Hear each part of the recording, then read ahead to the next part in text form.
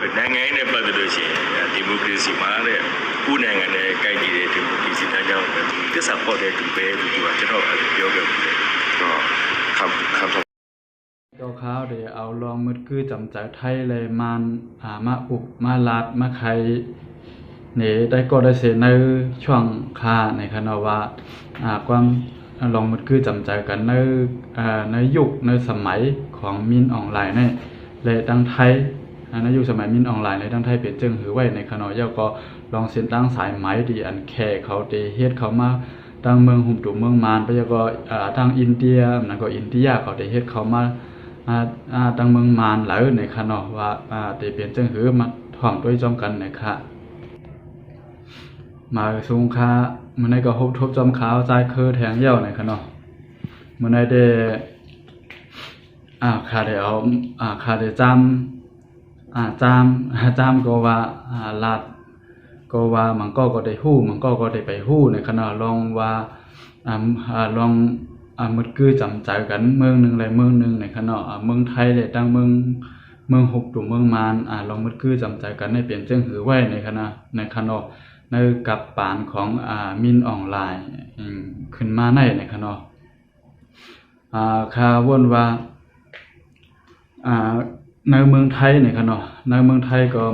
เป็นนายกอันเป็นนายกอันนั้นก็ลงปองจึงอันว่านั่นขณะ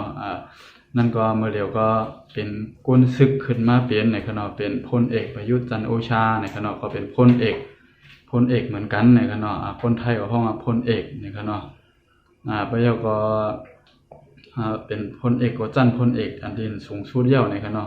ไปแล้วก็ภายดังเมืองหุบตุเมืองมารในก็ไหว้เสอะไรยึดอาณาไหว้เสจุ่มซึกมันเขาเลยยึดอาณามินออนไลน์เขาเลยยึดอาณากว่าในไปแล้วก็มินออนไลน์ในก็เลยตั้งโตเจ้าเก่าขึ้นมาเป็นนายกอันนั้นก็เป็นอันนั้นก็ลงปองจึงอันว่านั่นเขาเนาะเลยตั้งโตขึ้นมาเป็นลงปองจึงในก็เนาะก็เบอร์จังนั้นมินออนไลน์ในก็เป็นพลเอกเหมือนกันในก็เนาะพลเอกอาวุโสมินออนไลน์ในก็เนาะคนไทยก็ห้องว่าเรื่องนั้นในก็เนาะพลเอกอาวุโสมินออนไลน์อาวุโสนี่ก็เหมือนเช่นนั้นว่าจันอาวุโสนี่ก็เป็นเหมือนหนังผู้ใหญ่คนหลวงก้อนนึงในก็เนาะเขาก็ตีว่าที่เป็นเช่นนั้นในก็เนาะเรียกว่าพลเอกตั้งไทยนี่ก็พลเอกประยุทธ์จันทร์โอชาตั้งเมืองหุบตุ่มเมืองมารก็เป็นพลเอกมินออนไลน์จันเขาเปรียงกันปอยเขาเปลี่ยนก้นซึกเหมือนกันในก็เนาะอันนี้เขาคาวนว่าเขาก็ได้อุกกันง่ายในขณะในรองหมังรองเขาก็ได้ป้องใจกันในขณะได้ป้องใจกันหรือได้ฮู้เหมือนเช่นนั้นว่าได้ฮู้ใจกันเพราะว่าเป็นคนซึกเหมือนกันจันมันก็เปรียงกันในขณะเขาได้ป้องใจกันหรือที่ป้องใจกันลองหลีให้ลองให้ได้เขาก็ฮู้นั่นก็เนาะก็เพราะว่าเมืองมารเลยดังเมืองหุบตุ่มเมืองมารเลยดังเมืองไทยในก็อำใจว่ายามพิษยามเมากันสิปอกใจว่ามีลองพิษแผกกันนะครับมันก็มีอยู่ในคณะลองอันที่ตีลิ้นพิษเปลืองกันตีเหรียญดินจามพิษเปลืองกันลองเหรียญดินพิษเปลืองกันจังไหนก็มีอยู่ในคณะอันที่หันคนไทยเขาคนอย่าคนหลวงคนไทยเขาออกมาลัดนั่นเด้อันที่พิษเปลืองกันที่มันจังหนังว่าที่ลำลองไว้นั่นเด้ก็ได้เป็นในน้ำปังลายในคณะในน้ำปังลายตั้งที่เคเขาได้เฮ็ดเส้นตั้งสายไหมเขามาตั้งเมืองมารเฮ็ดไปแล้วก็ได้มาป้องที่ตาฮือที่เขาเฮ็ดตาฮืออยากลงตาฮือชื่อตาฮือมันได้ข้ามต้องอยู่ในข้างนอกเขาได้เฮ็ดตาฮือลงในข้างนอกตาได้ส่งออกตาได้ส่งกุนก้าดังขายกูเจอกูเมียวนั่นขนาดเนาะไปแล้วก็ที่เหรียญเห็นจับไทยและเมืองหุบตุ่มเมืองมารที่ในน้ำปางไหลนั่นมันมีกุนไว้2กุนในขณะก็เปิดจังนั้นแหละภายดังหลวงปองจึงดังเมืองหุบตุ่มเมืองมารก็เขาว่ามันเป็นในแผ่นดินของเขาในแผ่นดินของเขามันเป็นของเขาในขณะภายไทยก็ว่าอันนี้มันเป็นแผ่นดินของเฮามันเป็นของเฮาในขณะมันผิดเปลืองกันไว้ในขณะก็เปิดว่าลองแตกตีลิ้นลองแตกตีลิ้นตีหางเส้นในลองแหม่งตีลิ้นกันเส้นในก็เหมือนเจ้าหนังว่าเรียบได้ว่าภายมารเขาได้ซ้ำอ้างอิงมาเหนือมือว่านั่นรับซึก อังกฤษอังกฤษเขายามาอุเปิงไว้ไปแล้วก็อันกุล2กุลนั่นก็มันก็เข้าบ้านที่อันอังกฤษเขาอุเปิงไว้นั่นแหละจังว่าว่าเสียอังกฤษเขาปล่อยเมืองหุบดุมเมืองมานในไรร้อนแล้วเซาขอยาวนั่นก็กุลอันนั้นก็ถูกที่ได้เปลี่ยนของเมืองหุบดุมเมืองมานนั่นแหละมันเขาก็จังได้ว่ากุลอันนี้เป็นของเขาในคั่นเนาะไปเอาไผไทยก็ว่าบ่เอาตามที่อันกฎหมายปักเปืองหมายมีที่อันเฮ็ดออกมาหลังที่อันเฮ็ดออกมาไว้ใส่สงครามโลกครั้งที่2นั่นก็ศึกกำผาปอกที่2ยาวโดกว่านั้นที่อันเมียงแจกเฮ็ดที่ดินเป็นที่ดินวันเมืองนั้นวันเมืองไหนอันว่านั้นคั่นเนาะลองแจกเฮ็ดที่ดินวันเมืองนั้นวันเมืองไหนในมือปานอ่อนต่างมันไปมีในคั่นเนาะตึกหามีมันหลังศึกกำผาปอก2ไว้ในคั่นเนาะพอเอาตามอันไหนๆเด้มันก็จะอยู่ไว้ภายไทยในคั่นเนาะเขาก็ว่าจังนั้นคนไทยเขาก็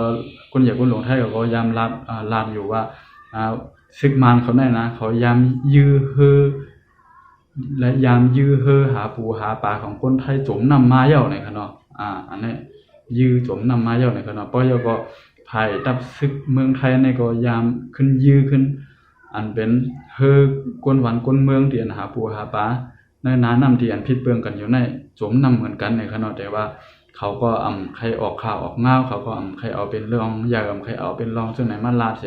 เขาก็อยู่ไว้เงียบๆอยู่ไว้เย็นๆจังไหนในคั่นเนาะเขาก็บ่ใครผิดใครม้อกันในคั่นเนาะไปแล้วก็ถึงมากับปานมิ้นออนไลน์นี่ก็ยามมาเมืองไทยหลายพอกในคั่นเนาะเย้าก็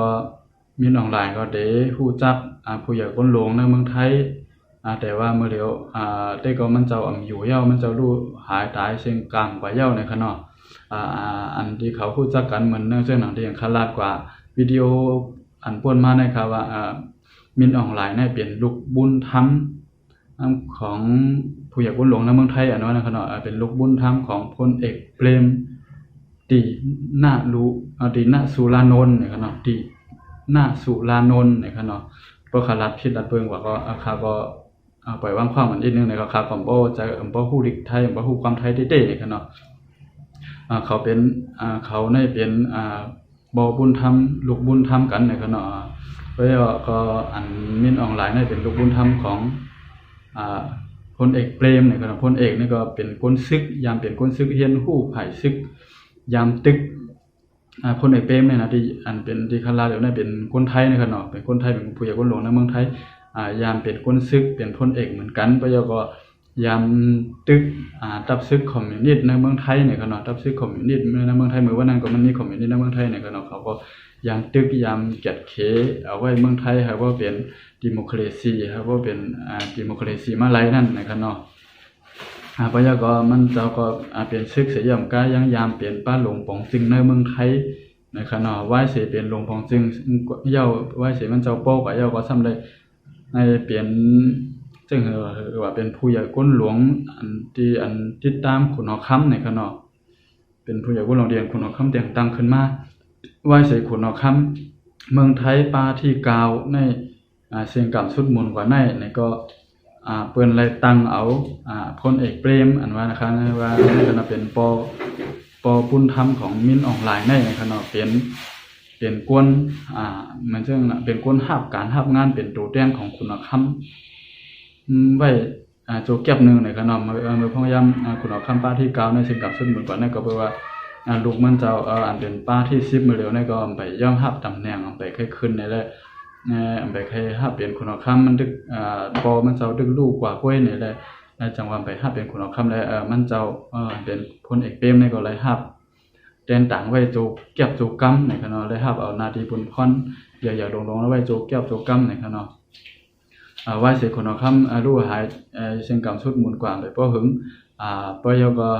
พลเอกเปรมอันว่านั่นก็จังไรรู้หายตายกว่าไปบ่หึงหนังเก่าในขณะที่หายตายกว่าในสู่ข่าวต่างที่เป็นพลเอกประยุทธ์จันทร์โอชานั่นก็หลวงปองจึงประยุทธ์จันทร์โอชาที่ในเมืองไทยยามเหลียวในกล้วยในขณะที่รู้หายตายกว่าไปบ่หึงในขณะปยก็มือพ้องยามมันเจ้าพลเอกเปรมในเชิงกำสุดมูลกว่าใน อันเป็นกวนใหญ่กวนหลวงในเมืองอันเป็นกวนใหญ่กวนหลวงตับซึกหลวงปองจึงเมืองหกตัวเมืองมานตั้งมินออนไลน์และตั้งลูกน้องมันเจ้าหลายกวนในขณะก็อ่อนกันมาส่งขับตัวมันเจ้าอ่อนกันมาเผาขับตัวมันเจ้ามาในเมืองไทยในขณะมาในเมืองไทยในขณะก็แปลว่ามินอันในมินออนไลน์ก็เป็นคนลาดกล้วยในขณะว่าไว้เหมือนหนังพลเอกเปรมในเป็นเหมือนหนังปอเป็นเหมือนหนังปอก็แปลว่าพลเอกเปรมในดังปอมินออนไลน์ในให้เป็น อาสาเขาต่างกัน1ปี2ปีกล้วยในขณะเปรียบกับพลเอกเปรมในไว้เหมือนหนังมินออนไลน์ในเป็นลูกล่างก้อนนึงมีสังก็ใกล้ลาดใกล้สั่งใกล้สอนเหมือนจังลาดรองการวานการเมืองจังได๋ในขณะก็แปลว่าจังนั้นกำในมื้อยามมื้อเหลียวก็มินออนไลน์ก็ซ้ำขึ้นมาเป็นหลวงปองซึ่งเมืองหุบตุมเมืองมานนี่แหละวนว่าดังไทยเขาและดังเบียก็ดังเมืองไทยเขาก็เป็นกวนซึกเป็นมาเป็นหลวงปองซึ่งเหมือนกันในคณะวนว่าเขาก็ได้ปองใจกันได้บ่ใครพิษๆมอๆกันในคณะเฮาก็ด้วยเอาขึ้นมือปานเมืองเฮามือพยายามนักศึกษามือพยายามลูกอันโรงเรียนเขาพิยาสันตาในกลางสายมือโอนมามือขาก็เล็กๆในคณะอันเป็นคนไทยอันเป็นลูกอันโรงเรียนเขาในคณะอันเป็นลูกอันโรงเรียนเขาในไรถูกดังซึกมานเขาแหมตายแหมตายคาตายทั้งนำทั้งหลายไปเอาคำพองก็ไปมาในเมืองไทยในคณะกำพองก็ตั้งตึกลาดอยู่ว่าเขาไรไปเขามาในคณะตั้งตึกลาดตั้งตึกมีเฟซมีหังคาหันเขาออกมาลาดอยู่ในคณะแต่ว่ากับปานมือเหลียวในก็ลูกวันโรงเรียนว่าคนเมืองในเมืองหุบตุมเมืองมานในพิยาสันตาอยู่เสียได้ก็ไปเขามาในเมืองไทยอะไรในคนไทยของห้าเขาส่งมือขึ้นกำเหลียวในคณะอันนี้ก็เขาก็ได้ฮู้ได้หันอยู่ในคณะว่ามันเปลี่ยนจังคือลองมืดคือจำใจกันเมืองไทยและเมืองหุบตุมเมืองมานในคณะได้เลยว่าลีอยู่ในคณะที่ว่าได้ว่าลีอยู่เต้ๆนั่นเก่าในคณะก็แปลว่าจังนั้นแหละอันเป็นไผตับซึกอันเป็นไผตับซึกอันที่อยู่อันจับเมืองไทยอยู่จับเมืองไทยที่คนไทยเขาหนุนหลังอยู่นั่นก็ได้ต้วยนาคนไทยเขาเสเฮ็ดสร้างทับสร้างกว่าว่าเพราะคนไทยเขาเกียกนี่ก็เขาก็เตรียมได้เฮ็ดนี่คั่นเนาะบ่ว่าเขาเฮ็ดนี่ก็เขาเฮ็ดสร้างกว่าดองลีหังเดียงคนไทยเขาเกียกใครก่อความวุ่นวายเฮ็ดลองก่อความวุ่นวายก็เฮ็ดให้มันสุกซับจอมแคบน้ำเดือนดีนะจังนั้นก็คนไทยเขาก็เตรียมก็เกียกนี่คั่นเนาะก็บ่จังนั้นก็ได้ด้วยหน้าด้วยตาคนไทยเขาพองในคั่นเนาะมันก็เป็นจังนั้นนะครับเนาะก็เฮาก็คาที่เอาคลิปที่เอาวิดีโอที่อันมินออนไลน์หามาปล่อยแขกที่บางซ่ามาปล่อย